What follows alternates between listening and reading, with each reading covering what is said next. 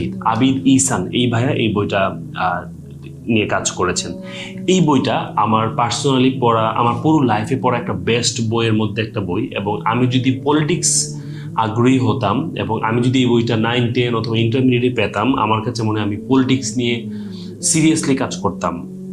উনি ইঞ্জিনিয়ারিং পড়া একজন ছাত্র, ইসলামকে কিভাবে ধারণ করেছেন, কিভাবে রাজনীতিতে এসেছেন, কিভাবে বৈশ্বিক উম্মা নিয়ে উনি মুভ করতে চেয়েছেন এবং পশ্চিমা সাম্রাজ্যকে চ্যালেঞ্জ করে কিভাবে একটা ইসলামী ভ্রাতৃত্ববোধ তৈরি করার চেষ্টা করেছেন এবং কতগুলো ঘাত প্রতিঘাত ছিল কামাল আতাতুর্কের পরে তুরস্কতে।